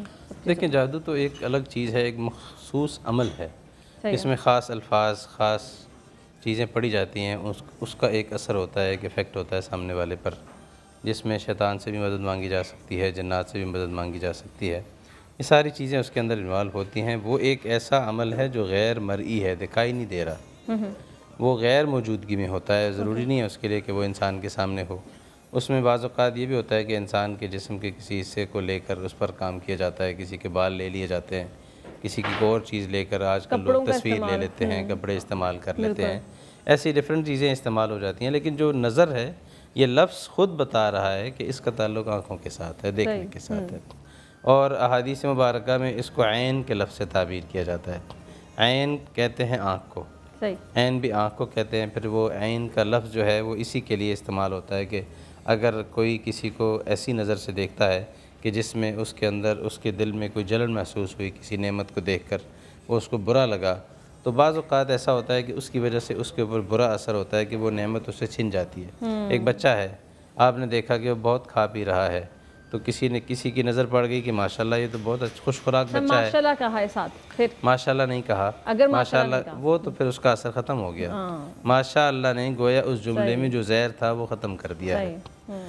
بنیادی طور پر اس نے یہ ایسا کچھ نہیں کہا, بلکہ صرف یہ کہا کہ یہ تو بچہ بڑا کھاتا ہے, یہ فلاں ہے, یہ بڑا ایکٹیو ہے, وہ بچہ بیمار ہو جاتا ہے, کھاتا ہے تو وہ کھانا بند کر دیتا ہے. اس طرح کی کوئی چیز کسی بچے میں, بڑے میں بھی ایون ہو سکتی ہے, ایگزسٹ کرتی ہے ایسی چیز. صحابہ اکرام میں ایک واقعہ مشہور ہے, حضرت سہل بن حنیف ایک صحابی تھے رضی اللہ تعالیٰ عنہ, ان کے بارے میں لکھا ہے کہ وہ غسل کر رہے تھے, تو ان کو کسی نے دیکھ لیا, کسی کی نظر پڑ گئی ان کے اوپر, جیسے جسم کا اوپر والا حصہ ہوتا ہے انسان کا, تو وہ بڑا خوبصورت انسان تھے, تو انہوں نے کچھ جملہ کہہ دیا, تو وہ بیمار پڑ گئے, اور ایسے بیمار پڑے کہ چلنے پھرنے سے بھی گئے. پھر حضور پاک صلی اللہ علیہ وسلم کے پاس انہیں لایا گیا, تو پوچھا گیا, تو انہوں نے کہا جی فلاں نے مجھے دیکھ کر یہ بات کہی تھی. تو حضور صلی اللہ علیہ وسلم نے فرمایا کہ قریب تھا کہ تو اسے مار ہی ڈالتا, قریب تھا کہ تو اسے مار ہی ڈالتا. پھر آپ صلی اللہ علیہ وسلم نے اس کا علاج بتایا, اور وہ علاج یہ تھا کہ انہوں نے ایک پانی کے ساتھ وضو کیا, بچا ہوا پانی دیا اپنا, پی کر کلی کر کے دیا, یا وضو کر کے دیا اپنا بچا ہوا پانی, پھر انہوں نے وہ پانی استعمال کیا, اس کے ساتھ غسل کیا. اس طرح سے اس کا علاج ہوا. تو پتہ یہ چلتا ہے کہ دراصل نظر ایک الگ چیز ہے. ایون یہ بھی ہوتا ہے کہ نظر صرف انسان کو نہیں لگتی, جانور کو بھی لگ جاتی ہے. ایک اڑتی ہوئی چیل کو بعض لوگوں کی نظر ایسی ہوتی ہے کہ وہ دیکھتے ہیں تو وہ اڑتی ہوئی چیل نیچے گر پڑتی ہے. وہ کیا تھاٹس ہوتے ہیں؟ یہ تھاٹس جیسے بھی ہوں, بنیادی طور بعض لوگ ایسے بھی ہوتے ہیں کہ جو دانستہ ایسا کرتے ہیں, ان کو پتہ ہوتا ہے کہ میرا دیکھنا ایسا منحوس ہے, اور وہ جان بوجھ کر ایسا کرتے ہیں. ہمارے اپنے قریب میں ایسے واقعات ہوئے ہیں کہ بعض لوگ ایسے تھے کہ جان بوجھ کر آپ کے گھر آئیں گے, آپ کے بچوں کو دیکھیں گے, پھر ان کے اوپر کمنٹ پاس کریں گے, اور وہ کمنٹ پاس کرنے کا نتیجہ ڈیلی بیسس پر سیم نکل رہا ہے. بالکل, ایک دن میں ایک دن نہیں نکلا. تو پھر آپ یہ کرتے ہیں کہ ان سے ملنے سے اوائڈ کرتے ہیں. اور پھر ہمیں فرض کریں میں ہوں, کوئی آدمی ہے, اس سے یہ کوشش کرنی ہے. اب یہ چیز ماں سے بھی ہو سکتی ہے, حالانکہ وہ حسد کی نظر سے نہیں دیکھتی, خوش ہو کر دیکھتی ہے. وہ بھی ایسا ہو سکتا ہے کہ اس کی بھی نظر لگ جائے بچے کو, ماشاءاللہ کہنا ضروری ہے. تو ماشاءاللہ کہنا چاہیے اپنے بچے کو بھی. اور ہمیں بھی عادت بنانی ہے کہ اگر کسی کے اندر کوئی اچھائی ہے, عام انسان میں بھی کوئی خوبی پائی جاتی ہے, کوئی صورت اچھی ہے, آواز اچھی ہے. نظر کے لیے دیکھنا ضروری ہے. اس پہ میرا بھی ایک سوال ذہن میں آ رہا ہے, بعد میں کرتے ہیں, لیکن ابھی کالر ہمارے ساتھ موجود ہیں, ان کا سوال لے لیتے ہیں. جی السلام علیکم. ہیلو السلام علیکم. وعلیکم السلام. کون کہاں سے بات کر رہی ہیں؟ جی میں فاطمہ بات کر رہی ہوں لاہور سے. جی فاطمہ, کیا سوال کریں گی آپ؟ ایک تو آپ کا ٹاپک بہت انٹرسٹنگ ہے، اور دوسرا میرا سوال اس سے ریلیونٹ یہ ہے کہ نظر بد کسی بھی انسان کے کیریئر پہ کیا اثر ڈالتی ہے، اور دوسرا یہ کہ اس کے باڈی پہ کیا سمٹم شو ہوتے ہیں. اگر کسی انسان پہ جادو ہوا ہے تو اس کی باڈی پہ کیا سمٹمس ہوں گے؟ اچھا، یا جادو ہوا ہے، نظر بد، دونوں کیریئر پہ کیا اثرات ہو سکتے ہیں اور باڈی پہ کیا اثرات آ سکتے ہیں؟ حافظ صاحب کیریئر کا سوال ہے نا، دونوں کا جواب دینا آپ نے، نظر بد بھی اور جادو بھی. دیکھیں جادو اور نظر بد دونوں میں اگر دیکھیں نا، یہ کچھ چیزیں ایسے ہیں جن کا تعلق ڈائریکٹ توہمات کی طرف بھی لے کے جاتا ہے. آپ کو جادو بھی اثر کرتا ہے، یہی وجہ کہ جو ابھی مولانا صاحب نے فرمایا نا العین حقن، اللہ پاک نے سرکار صلی اللہ علیہ وسلم میں فرمایا تھا العین حقن. یہ نظر جو ہوتے ہیں اس کا اثر ہوتا ہے، یہ مسموم قسم کی آنکھیں ہوتی ہیں، زہر ہوتا ہے ان کے اندر، یہ سمی قسم کے اثرات چھوڑتی ہیں انسان کی باڈی کے اوپر. جو بھی سوال پوچھا گیا اس کا جواب یہی ہے کہ آپ کا جسم بنیادی طور پر کمزوری محسوس کرنا شروع کر دیتا ہے، اس کے اندر توڑ پھوڑ شروع ہو جاتی ہے، اور جس کو ہم آج بہت عام دیکھتے ہیں وہ ڈپریشن. اپنے کیریئر کے بارے میں بہت سارے ایسے اسٹوڈنٹس ہیں جو پریشان رہ رہے ہوتے ہیں، نیگیٹیوٹی ایگزیکٹلی، وہ اس قدر نیگیٹو ہو جاتے ہیں کہ میں پاس ہو سکوں گا یا نہیں، مجھے آگے نوکری ملے گی کہ نہیں، میں جس جاب پر بیٹھا ہوں کیا مجھے یہاں پر ترقی مل سکتی ہے کہ نہیں. یہ سارے تھاٹس نظر اگر لگے تو آ رہے ہیں، بالکل آ جاتے ہیں. اور یہی جادو کے معاملے میں بھی ہے کہ آپ کو، اور ایک چیز ذہن میں رکھیے، اس چیز کو کبھی بھی اپنے ذہن میں مت لائیے، کیونکہ یہ کفریہ ذہن میں بات آ جاتی ہے جب کہتے ہیں نا میرا رزق باندھ دیا گیا ہے. دو چیزیں مختلف ہم بات کریں، ایک ہم بات کریں جسمانی صحت کی، اور ایک ہم بات کریں کیریئر کے حوالے سے، جہاں پر آپ کو یہ کہتے ہیں یار نوکری نہیں مل رہی یا پروموشن نہیں، میرا رزق باندھ دیا گیا ہے. رزق اللہ پاک نے اپنے ہاتھ میں رکھا ہے. آپ کسی کو یہ بات نہیں کہنی چاہیے، کیونکہ یہ وہ بات ہے کہ جو آپ کو کفر کے درجے تک آپ کی بات کو لے جاتی ہے. کسی میں طاقت نہیں ہے، جو چیز اللہ نے متعین کر دیا ہے اس میں کسی قسم کی رکاوٹ آ سکے. حافظ صاحب اس چیز پہ رہنمائی فرما دیں. آپ نے کہا کہ نظر لگنے کے لیے دیکھنا ضروری ہے. آج کل سوشل میڈیا کے ان کے دور ہے، اسپیشلی ینگسٹرز بڑے آسانی سے کہہ رہے تھے کہ ہم نے اپنی پکچر اپلوڈ کی ہے تو شاید مجھے نظر لگے، تو کیا تصویر کو دیکھیں گے، کسی ویڈیو کو دیکھیں گے تو بھی نظر لگ جاتی ہے؟ دیکھیں ہم پہلے بھی بات کر چکے ہیں کہ بعض لوگ جادو کے اوپر جادو کرتے ہیں تصویر کے اوپر، تصویر پہ، تصویر لیکن کے جادو اوپر ہے، نظر نہیں لگی. میں بتا رہا ہوں نظر تو ہے نا اس میں بھی، اس سے بھی بہرحال اثر پڑنے کا امکان موجود ہے. اچھا، اس لیے بعض لوگ ایسے ہوتے ہیں کہ جن کا نا ول سٹرانگ ہوتی ہے، وہ تو یہ کہیں کہ جناب ان کے اوپر خود کسی کو بھی نہیں کہنا چاہیے، کیونکہ اثر پڑنے کا یا منفی نتیجہ نکلنے کا کوئی ٹائم نہیں ہوتا، ہر آدمی پہ نکل سکتا ہے. بنیادی بات یہ ہے کہ اس سے بہرحال برا اثر ہو سکتا ہے. اور دوسری بات، ایک تو اس کا چلیں ایک دینی پہلو ہو گیا کہ انسان کو اپنی نعمتیں اللہ تعالیٰ یہ چاہتے ہیں کہ اس طرح نہ ہو کہ اس کی وجہ سے باقی لوگوں کے اندر ایک ڈسکمفرٹ پیدا ہو، احساس کمتری پیدا ہو، احساس محرومی پیدا ہو، وہ کرنا چاہیے. دوسری چیز یہ بھی ہے کہ اگر آپ اپنی حافظ صاحب ایک کالر آتے ہیں، ان کے جواب کے ساتھ اس کو مکمل کیجیے گا. جی السلام علیکم. وعلیکم السلام. کون بات کر رہے ہیں، کہاں سے؟ میں راشد بات کر رہا ہوں حیدرآباد سے. جی راشد، کیا سوال کریں گے؟ جی میرا سوال یہ ہے کہ کہا جاتا ہے کہ حضور پاک صلی اللہ علیہ وسلم پر جادو ہوا تھا، تو کیا یہ روایت درست ہے؟ اچھا ٹھیک ہے، آپ کا جواب لے لیتے ہیں. حافظ صاحب اپنی بات مکمل کیجیے گا، پھر یہ بھی بتا دیجیے جو کہا جاتا ہے. دیکھیں پہلی بات تو یہ ہے کہ جو میں ذکر کر رہا تھا کہ اثر تو ہوتا ہے ان ساری چیزوں کا. ظاہر ہے کہ جادو بھی ایک حقیقت ہے، اور سوشل میڈیا پہ ہم جو چیزیں کرتے ہیں ایسا نہیں ہے کہ وہ ہماری زندگی پہ اثر انداز نہیں ہوتی، ان پر بھی جادو بھی ہو سکتا ہے، اس کی وجہ سے نظر بھی لگ سکتی ہے. جہاں تک اس بات کا تعلق ہے، احادیث تو ہمیں ملتی ہیں ایسی کہ جن میں، بلکہ صحیح بخاری میں بھی بعض روایات ایسی ملتی ہیں حضور پاک صلی اللہ علیہ وسلم کے حوالے سے، لیکن اس کے اوپر ایک پوری بحث موجود ہے، ایک پوری ڈبیٹ ہے کہ پتہ نہیں یہ حقیقت میں ایسا ہے یا نہیں ہے. لیکن اس سب کے باوجود اللہ تعالیٰ نے حضور پاک صلی اللہ علیہ وسلم پر جو آخری 2 صورتیں نازل فرمائی ہیں، ان کا بنیادی مقصد یہی تھا کہ اگر کوئی ایسا اثر موجود ہے تو خود آپ علیہ السلام بھی اور آپ کے بعد آنے والی ساری امت بھی ان کے ذریعے سے رہنمائی حاصل کرے، اور رہنمائی حاصل کر کے اس کے ذریعے سے اپنے آپ کو جادو سے، اس طرح کے برے اثرات سے اپنے آپ کو محفوظ رکھ سکے.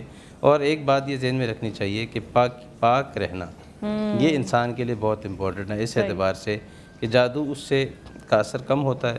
جو لوگ جادوگر ہوتے ہیں ان کا، مجھے کسی نے واقعہ سنایا کہ ایک جادوگر نے کسی کو یہ کہا کہ آپ 2 چیزیں کر لیں، آپ کا جادو زیادہ افیکٹو ہوگا.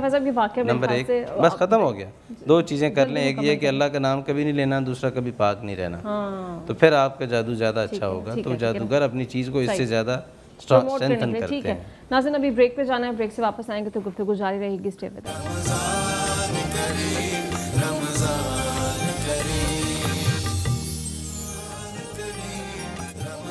वेलकम बैक नाज़रीन। अभी हमें ब्रेक के बाद ज्वाइन किया है मुबश्शिर हुसैन चांद साहब ने, और ये चेयरमैन है झुग्गी तालीमी प्रोजेक्ट पाकिस्तान, और इस हवाले से एक रजिस्टर्ड फाउंडेशन भी बनाई गई है जिसका नाम है गैर झुग्गी तालीम फाउंडेशन।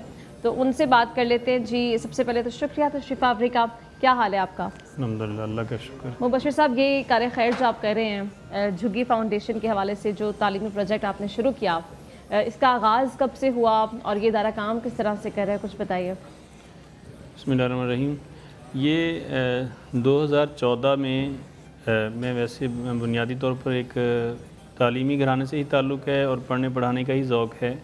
तो मैं गुलबर्ग पढ़ाने के लिए जाता था एक इंस्टीट्यूट में, तो रास्ते में कोट लखपत रेलवे स्टेशन के दाएं बाएं झोंपड़ियाँ मुझे नज़र आती थी। जी हाँ। तो मेरे जहन में ये बार बार ख्याल आता था कि अगर मैं वहाँ ना जाऊँ गुलबर्ग पढ़ाने के लिए तो शायद मेरी जगह पे और लोग आ जाएंगे और मुझे यहाँ जाना चाहिए झोंपड़ियों में। चुनांचे 2014 में फिर ईद उल फितर के दिन हम नमाज ईद पढ़ के उनसे ईद मिलने गए झोंपड़ियों में, और उनसे बातचीत की कि हम आपसे ईद मिलने आए हैं। तो उन्हें यकीन नहीं आ रहा था कि लोग तो अपनी खुशियों में मगन हैं और आप हमें झोंपड़ियों में ईद मिलने आए। तो अल्हम्दुलिल्लाह फिर उनसे हमने बातचीत की कि आपके बच्चों को अगर हम पढ़ाएँ और अगर वो भी एक बावकार शहरी बनकर ज़िंदगी गुजारने के काबिल हो जाएँ तो आपका क्या ख़्याल है। तो वो कहने लगे कि हमारे पास तो यानी ये बच्चे हमारी रोज़ी रोटी का ज़रिया हैं, अगर हम आपको पढ़ने के लिए ये दे देंगे तो हम खाएंगे कहाँ से। तो फिर हमने उन्हें ये ऑफ़र की कि आपके बच्चे जिस वक्त फ्री हों, जो टाइम इनके पास हो वो हमें दे दें, हम इंशाल्लाह उसी टाइम पढ़ाने के लिए आएंगे, उसी वक्त में आएंगे। तो चुनांचे उनके साथ हमारा बातचीत हो गई और वो फिर हमने अगले दिन खैमा ख़रीदा, खैमा ख़रीद के झोंपड़ियों में नस्ब कर दिया। जी, झोंपड़ियों के अंदर ही खैमा लगाया और छोटी छोटी जो तालीम से मुतल्लिक़ चीज़ें होती हैं, कॉपीज़ हैं, वो चीज़ें वहाँ दी उनको। तो पहले तो उनको 10-15 मिनट के लिए बिठाना बहुत मुश्किल होता है क्योंकि वो सारा दिन चलत फिरत होती है उनकी और घूमना फिरना होता है गलियों में कूचों में। तो इस तरह फिर वो उन्हें हमने 15-20 मिनट से आगाज़ किया गपशप के अंदाज़ में, एक उनके दोस्ताना माहौल में उनसे बातचीत की बच्चों से। तो 3 दिन में उनके वालिदैन ने बताया कि हमारे बच्चों में बड़ी तब्दीली आई है। बच्चे हमारे हाथ धोकर खाना खाते हैं, बिस्मिल्लाह पढ़ के खाना खाते हैं और अम्मी जी अबू जी कहते हैं और इसी तरह अस्सलाम वालेकुम कहते हैं और बड़ी अच्छी इनकी आदतें तब्दील हो रही हैं। तो हमारा फिर हौसला बढ़ा कि इस काम को अगर इन पर मुस्तकिल बुनियादों पे किया जाए तो ये बच्चे बहुत जल्द पॉलिश हो सकते हैं और इनको पढ़ा लिखा कर हम कौमी धारे में शामिल कर सकते हैं। चुनांचे हमने आगाज़ किया, फिर वहाँ कोट लखपत से आगाज़ किया था, फिर इस तरह फैलते फैलते लाहौर की तकरीबन 12-14 झोंपड़ी वाली आबादियों में ये उनकी स्कूलिंग का हमने आगाज़ किया। तालीम के लिए माशाल्लाह बहुत अच्छा काम कर रहे हैं आप लोग। आपसे भी जानना चाहूँगी कि कहाँ कहाँ पर फाउंडेशन काम करे, लेकिन अभी कॉलर हमारे साथ है, पहले कॉल ले लेते हैं। अस्सलाम वालेकुम। अस्सलाम वालेकुम जी, आप सुन पा रहे हैं? अस्सलाम वालेकुम। आई थिंक टेक्निकल कोई इशू है जिसकी वजह से उन्हें आवाज़ नहीं जा पा रही है, तो प्लीज़ आप कंटिन्यू करें। या जादू की आवाज़? जी जी, आपको आवाज़ आ रही है? जी जी, मुझे आवाज़ आ रही है। अस्सलाम वालेकुम। वालेकुम अस्सलाम। आवाज़ आ रही है आपको? जी जी बिल्कुल ठीक आवाज़ आ रही है। कौन बात कर रहे हैं, कहाँ से? मैं अरशद बात कर रहा हूँ अब्बाबाद से। जी यासिर, क्या पूछेंगे? जी, अगर किसी मर्द या औरत पे तवीज़ या जादू किया हुआ हो तो कैसे पता चलेगा? अच्छा, ये जादू किया हो तो कैसे पता चलेगा, क्या सिम्टम्स होंगे? आप सब सवाल उनका ये है। इसका पहले भी जवाब दिया कि तो उसकी जो बॉडी ना, ज़ाहिरी बॉडी वो लागरो बीमार हो जाती है। लेकिन इस ज़िम्मे में एक बात मैं ज़रूर कहना चाहता हूँ कि बहुत सारी चीज़ें ऐसी हैं जो तोहम परस्ती में भी चली जाती हैं। उन चीज़ों से थोड़ा सा अवॉइड करना चाहिए। जिस तरह हमारे बहुत सारी ख़वातीन का होता है कि चाँद ग्रहण या सूरज ग्रहण आ गया तो जो ख़ास तौर पे प्रेग्नेंट ख़वातीन हैं वो बाहर नहीं जाएंगी, वो लोहे को हाथ नहीं लगाएंगी, ठीक है। तो वो इस किस्म की चीज़ों से, अगर काली बिल्ली रास्ता काट गई है, कैंची घर के अंदर नहीं चलनी चाहिए, उससे बदशगुनी होती है। फिर जो टेलर हजरात हैं या जो बार्बर्स हैं जो वहाँ पे तो 24 घंटे कैंची चलती है, तो जो उसकी बॉडी के ऊपर असरात हैं वो तो बहुत वाज़ेह हैं कि आपके जिस्म, और जैसे मैंने पहले भी इस सवाल का जवाब दिया था कि आपके वीकनेस के अलावा आप अंदर से डिप्रेशन का शिकार होना शुरू हो जाती है। ऐसी ऐसी बीमारी खुद को, हम वो पढ़ते हैं ना कि a man who was a hospital, उसको लगना शुरू हो जाता है जैसे हर बीमारी मुझे ही है। बिल्कुल बिल्कुल, ठीक है। तो वो ज़हनी तौर पर इंसान बहुत कमज़ोर फील करना शुरू कर देता है। ऐसे मौके पे जाके उसका बहुत आसान तदारुक है, अल्लाह पाक से अपना ताल्लुक़ मजबूत कीजिए। آپ جب بھی نماز کے قریب ہو جاتے ہیں قرآن مجید فرقان حمید کو زیادہ پڑھنا شروع کرتے ہیں، اور خاص طور پر جو سورہ فلق اور سورہ ناس ہے، جب آپ اس کو زیادہ پڑھنا شروع کرتے ہیں، اس لیے کہا بھی جاتا ہے، علماء کرام فرماتے ہیں کہ آپ کو ہر نماز کے بعد کم از کم ایک بار سورہ فاتحہ اور سورہ فلق اور سورہ ناس کو ضرور پڑھ لینا چاہیے۔ بالکل ضروری ہے۔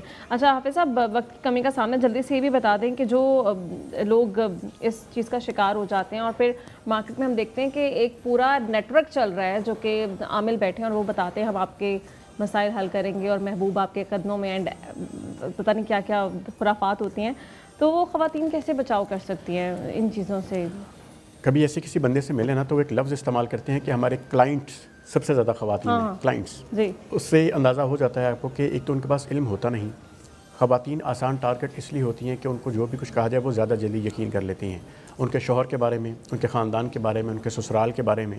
پھر جب وہ اس کا حل پوچھنا چاہتی ہیں ان سے تو وہ ایسی باتیں کہتے ہیں کہ جو وہ خاتون کر نہیں پاتی۔ مثال کے طور پر وہ آپ سے کہیں گے کہ الو کا ناخن اس میں چاہیے، آپ کو 12:30 بجے رات کو جا کے کالی مرغی یا کالا مرغا قبرستان کے اندر چھوڑ کے جانا ہوگا، ایک پتلے کے اندر سوئیاں ڈال کر قبر میں دفن کرنا ہوگا، اس قسم کی باتیں خاتون کے لیے تو پاسبل ہی نہیں ہے نا۔ ایگزیکٹلی، یا پھر وہ کہیں گے ایک پڑیا دیں گے کہ اس کو آپ نے جلانا ہے قبرستان کے بیچوں بیچ۔ تو جب آپ وہ دیکھتے ہیں کہ ایکسپریشنز، کیونکہ ایکسپریشنز کی گیم ہے، سائیکولوجیکل وہ کھیلتے ہیں، اگر آپ یہ نہیں کر سکتے تو اس کا ہدیہ 15 سے 20 ہزار ہے، وہ ہمارا بندہ خود چلا کاٹ کے وہاں پہ کرائے گا، وہ کیش دے دیں تو وہ کیش دے گا، ٹرانزیکشن پھر کیش پہ چلے۔ ایگزیکٹلی۔ تو یہ اس معاشرے کو بچانے کا بڑا ضروری ہے کہ اس قسم کا کوئی بھی بندہ دیکھیں جو اللہ کے لیے آپ کو کوئی بھی وظیفہ دے گا یا اللہ کا نام پڑھنے کے لیے دے گا، وہ آپ سے ایسا کوئی تقاضا نہیں کرتا۔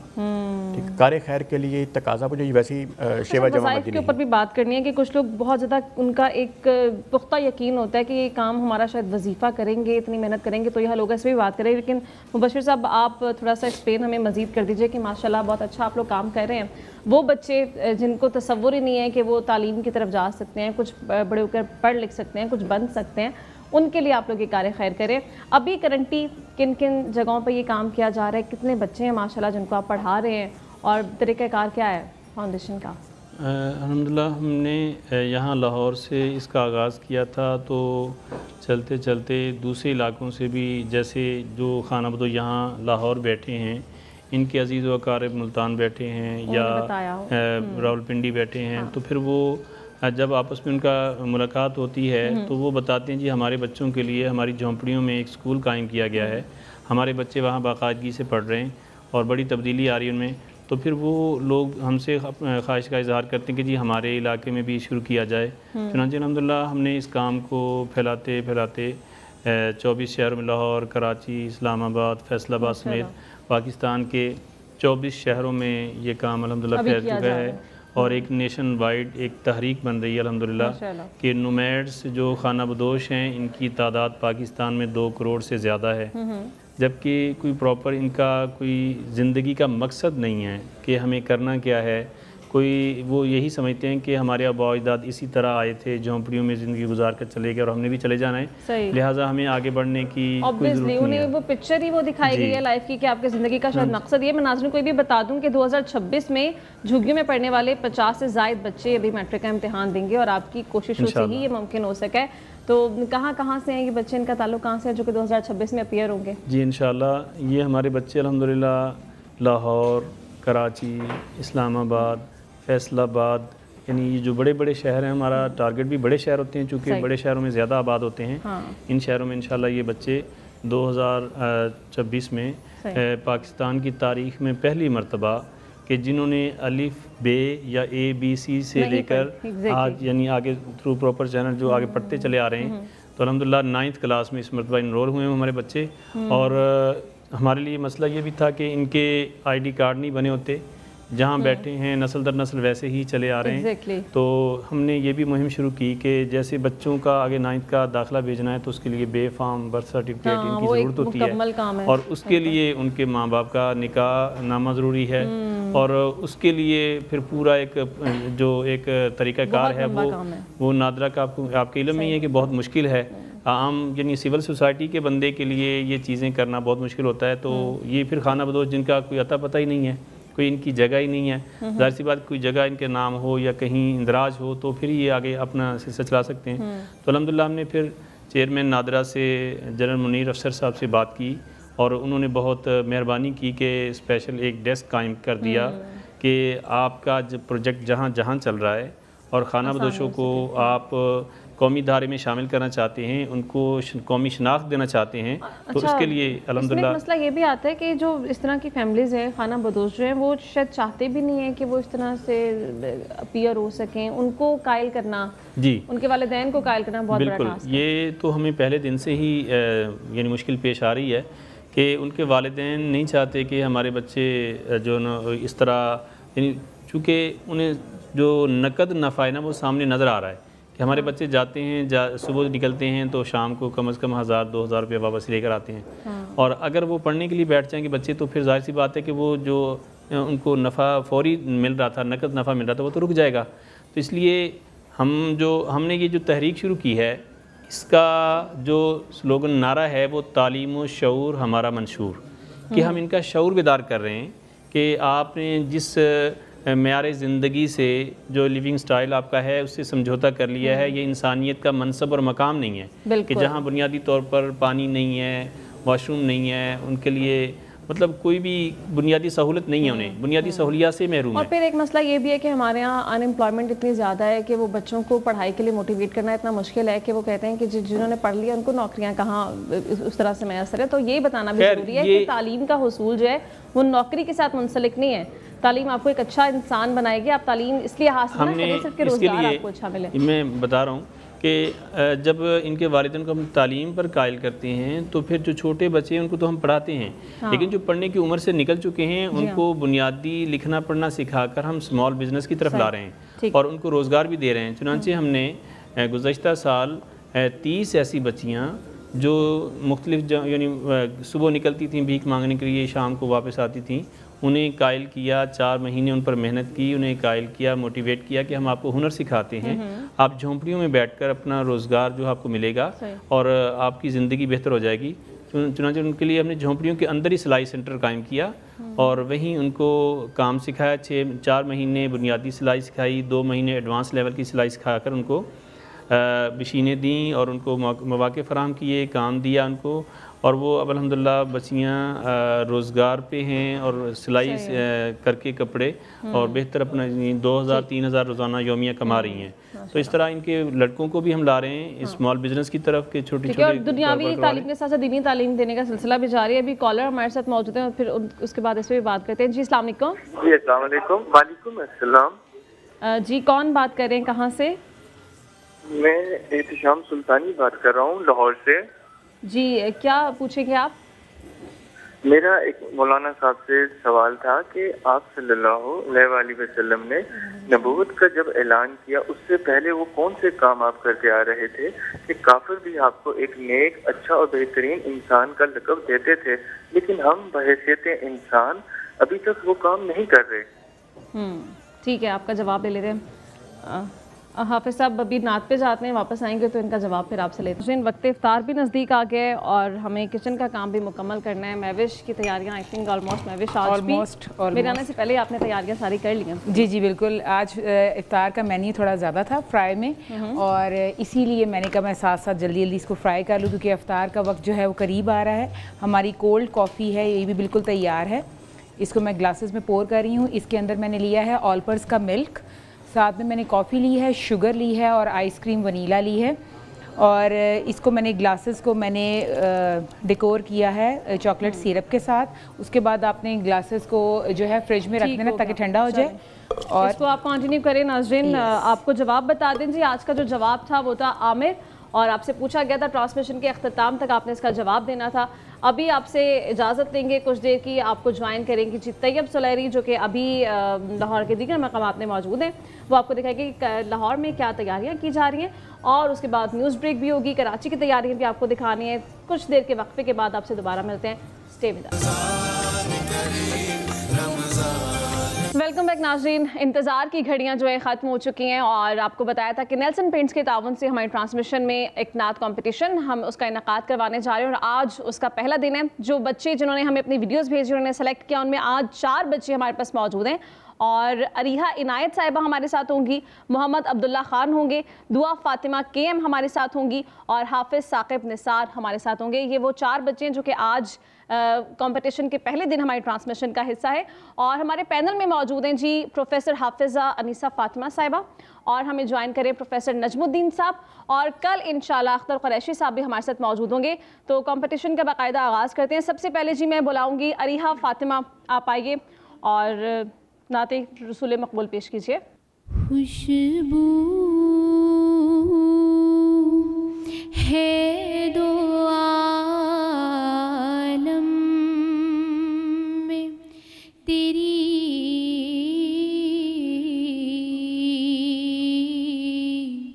اے گل چیدہ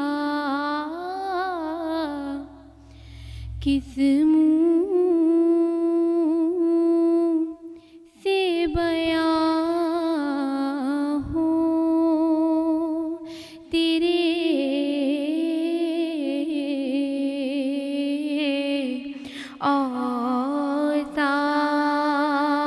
اوصاف حمیدہ کس منہ سے بیان ہو تیرے اوصاف حمیدہ، تجھ سا کوئی آیا ہے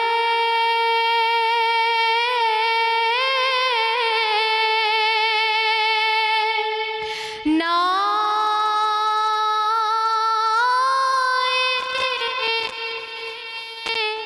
گا جہاں میں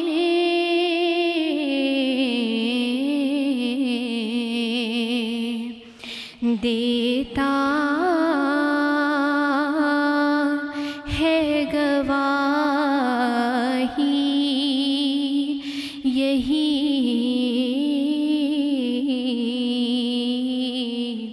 عالم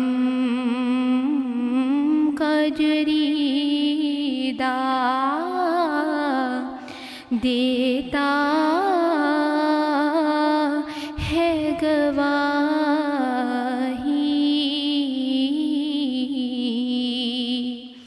یہی عالم کا جریدہ۔ آغاز بہت اچھا کیا، بہت خوبصورت، اور اوپر کے نوٹس پہ بہت اچھی گریں لگائیں، لیکن جیسے ہی سر نیچے آیا تو تھوڑا سا وہاں پہ کمی نظر آئی۔ محنت جاری ہائی نوٹس رکھیں، اچھے تھے، محنت جاری رکھیں، ماشاءاللہ آواز بہت اچھی ہے، اللہ تعالیٰ آسانیاں فرمائے۔ پروفیسر صاحب آپ کچھ کہنا چاہیں گے؟ ماشاءاللہ بچی کی آواز بہت خوبصورت ہے، اور بچی کے پڑھنے کا جو انداز تھا اس میں ایک چیز میں نے نوٹ کی ہے کہ جس وقت پہلا مطلع پڑھ رہی ہیں اس وقت ذرا فلو تھوڑا سا ہونا چاہیے، زیادہ رک کر، ٹھیک ہے، جیسے دوسرے شعر میں انہوں نے اپنی آواز کو نکالا ہے نا، اسی طریقے سے ہی پہلے شعر کے اندر بھی تھوڑا سا فلو کرنا چاہیے۔ جی محمد عبداللہ خان صاحب۔ خوشبو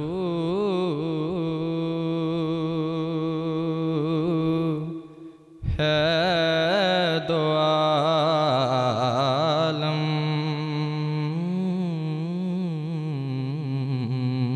میں تیری، اے گل چیدہ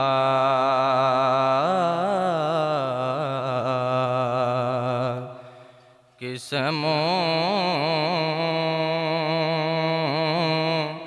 سے بیان ہوں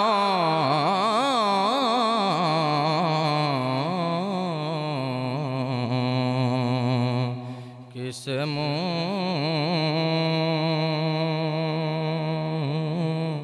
سے بیان ہوں تیرے او औसाफ हमीदा। मोहम्मद अब्दुल्ला खान साहब, माशाल्लाह बहुत अच्छा आपने भी कलाम पढ़ा है। प्रोफेसर साहब जी, बेटे की आवाज़ में माशाल्लाह अच्छा खासा ज़ेरोबम मौजूद है, आवाज़ भी लाउडली है, लेकिन जो एक नात होती है ना, जिस इब्तदा में जिस लय के अंदर और जिस पहले नात खान है उसको अच्छे अंदाज से पढ़ा होता है, उसको अगर फॉलो करके पढ़ी जाए ना, उस आवाज़ का हुस्न जो है ना और उस नात का हुस्न बरकरार रहता है। वो थोड़ा सा ज़्यादा ज़ेरोबम से उससे ज़रा फ़र्क पड़ जाता है। जी माशाल्लाह बहुत अच्छी कोशिश की है, सुर तो बहुत अच्छा, ऊपर वाला तो बहुत अच्छा आपने जगह दी, हाई नोट्स बहुत अच्छे, लेकिन जैसे ही आप नीचे आए तो आपका भी यही हुआ कि आवाज़ थकी थकी लग रही है। ये नहीं होना चाहिए और तकद्दुस के साथ उसका इख्तितामिया भी होना चाहिए। चलें जी, मोहम्मद अब्दुल्ला साहब अच्छा आपने अच्छी कोशिश की है जी। दुआ फातिमा केम गुलाम हश्र में जब सैयदुल वरा के चले,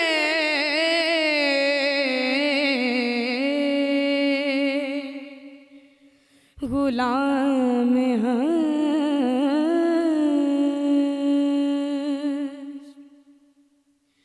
वहीं पे थम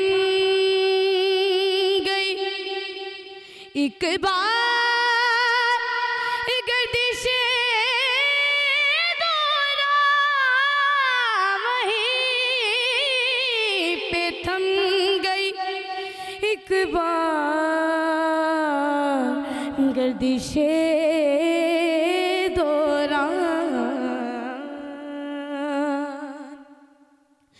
जहाँ भी तस्कीरे सुल्तान अंबिया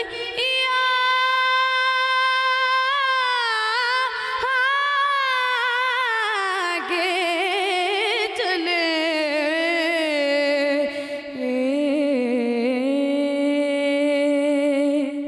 गुलाम हश्र में जब सैयदुल वरा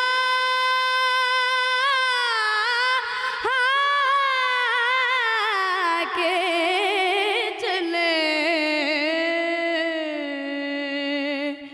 मौला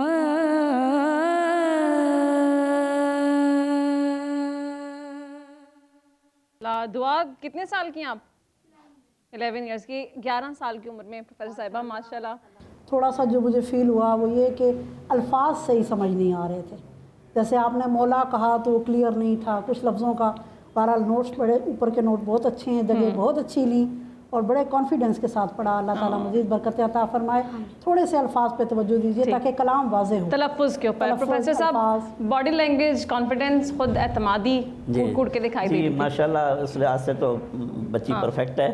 बस वही जैसे मैडम ने बताया है ना कि अल्फाज की अदायगी वाज़े हो, जिससे जो है वो सुनने वाले को पता चले कि क्या लफ्ज़ अदा हो रहा है, क्लैरिटी होनी चाहिए। चलिए दुआ, आपने क्लैरिटी के ऊपर, तलफ़्फ़ुज़ के ऊपर भी बहुत ज़्यादा काम करना है जी। अब अगले हमारे पास आ रहे हैं जी हाफिज़ साकिब निसार साहब। आज हूँ मैं तेरा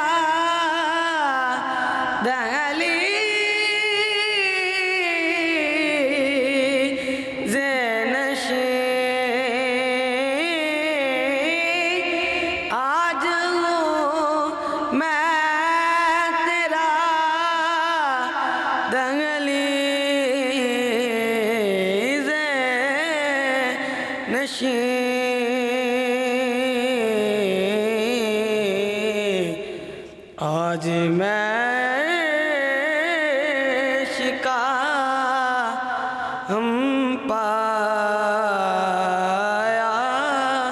हूँ,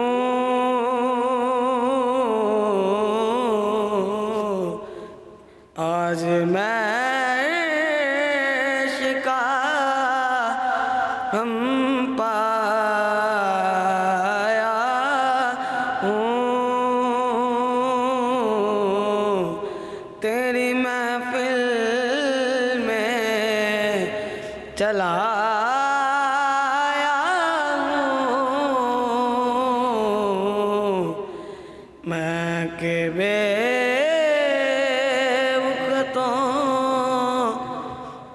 बेमाया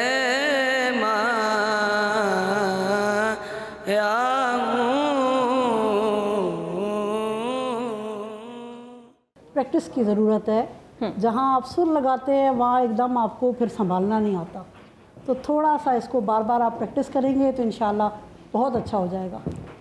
बच्चे ने अच्छा पढ़ा है, लेकिन आवाज़ माशाल्लाह ये तो हाफ़िज़ कुरान है। हाफ़िज़ कुरान को तो आवाज़ को ऊपर ले जाना आता है, तो वो आवाज़ को बिल्कुल वो किरत पढ़ते हुए वैसे प्रैक्टिस हो जाती है। लो मोड के अंदर रखा है, तो इस पे थोड़ी सी इनको काम करने की ज़रूरत है। ठीक है, तो अभी आप लोग डिसाइड कर लें जी आज के हमारे फाइनल विनर कौन है, उसके बाद हम अनाउंसमेंट भी करेंगे और इंडिविजुअली क्या मार्किंग की है।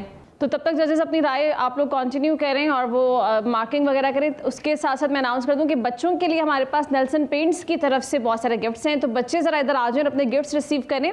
और साथ साथ आपको बताते हैं कि आज के जो कंपटीशन था, फर्स्ट डे था आज, और आज में कौन विनर है जी। दुआ, अरीहा और अब्दुल्ला और हाफिज़ साकिब साहब हैं। आप चारों प्लीज़ आइए। सबसे पहले जी दुआ, माशाल्लाह बहुत अच्छा आपने पढ़ा है, ये लीजिए। और उसके साथ ही ये Areeha, thank you for coming. और जनाब ये हाफिज़ साकिब साहब, चलें बिस्मिल्लाह। और ये जनाब अब्दुल्ला जी के लिए, चलें आप लोग तशरीफ़ रखिए, यहीं बैठ जाइए, तशरीफ़ रखिए। तो नाज़रीन अभी रिज़ल्ट्स जो हैं जजेस के थ्रू हम तक आ चुके हैं। अरीहा इनायत साहिबा जो सबसे पहले आई थी, उनके मार्क्स है जी 38 आउट ऑफ 50। और उसके बाद मोहम्मद अब्दुल्ला ख़ान साहब थे। मोहम्मद अब्दुल्ला आपने हासिल किए 34 मार्क्स हमारे जजेस से। और फिर जी दुआ कामरान है, 39 मार्क्स हैं, अभी तक सबसे ज़्यादा है। और हाफिज़ साकिब निसार 33.5 मार्क्स हैं। तो अभी आज के कंपटीशन के जो विनर हैं वो दुआ फ़ातिमा KM साहिबा है, 39 मार्क्स इन्होंने हासिल किए। कंग्रेचुलेशंस दुआ, और आप हमारे अगले राउंड के लिए भी क्वालिफाई कर लिए।